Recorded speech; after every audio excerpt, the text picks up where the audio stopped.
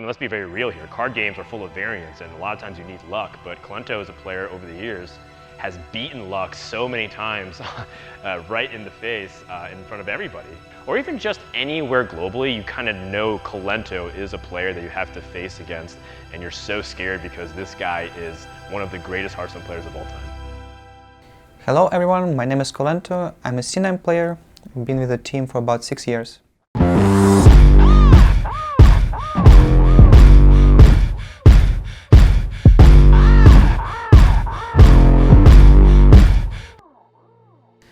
First, when I started playing games competitively, I wasn't making that much money. My parents were a little skeptical about it. I mean, they were happy when I started traveling a little bit, because like, who doesn't like traveling, right? That's a nice thing to do.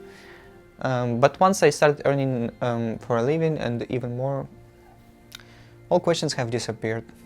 I didn't care what kind of job I had, as long as it's enough for living and to have a PC next to me. That's all I really wanted.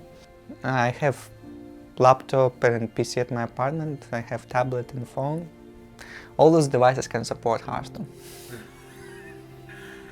I feel that though. As long as you have a computer and you can pay for your house, it's happiness. That's how I feel too.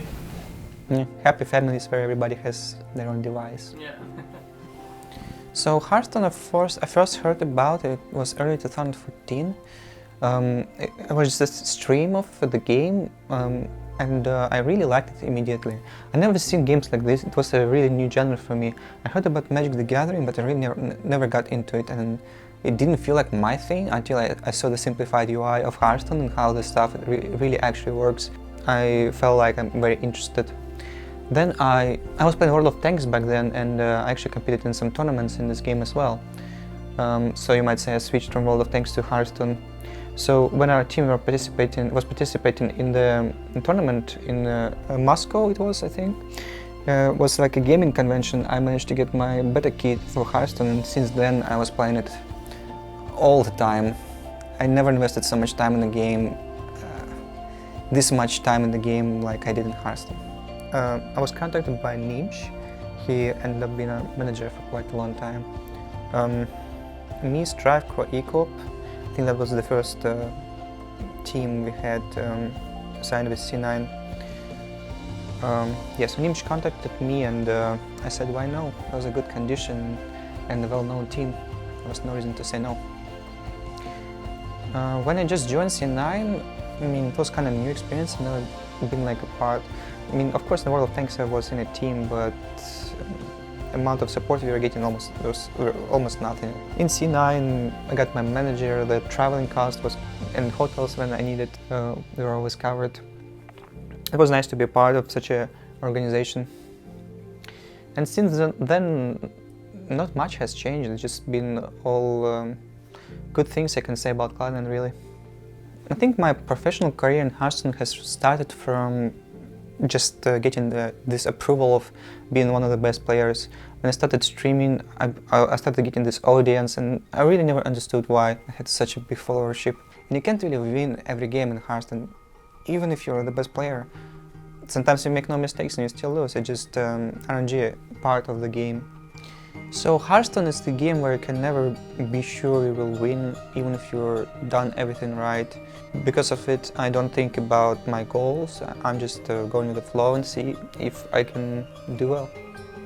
To perform well is obviously a focus. Like, to be prepared is one thing, but to expect to win and to have it as your focus, that's probably not a good attitude for a game like Hearthstone to have. Most of my experience comes from just being alone, and it was important to find some people who I had fun hanging out with during the tournaments, and there are plenty of them. Actually, I can name maybe 20 people I spoke to closely during the tournaments, and they're all very nice people, and I really enjoyed spending time with them during between events, or during the events when we had free time. My biggest positive memory was probably when I won Y-Game House Cup. For example, when I played against Ecorp, my teammate, and he had lethally, but he didn't account for fatigue damage. And because of it, I won the series.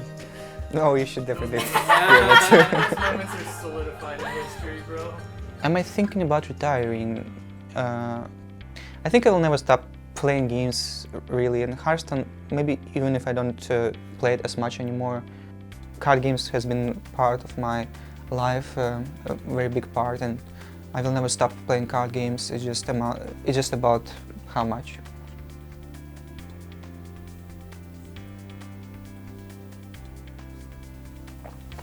Right. Thank you guys for sticking around for this documentary. I'm sure we're sharing some similar traits, and if you are into gaming or streaming or anything in this area, you should know I have a big respect for you. Thank you for watching. See you. I mean, of course I know what I will be doing in 5 years. If you didn't figure it out yet, I'll be playing games and it's gonna be great.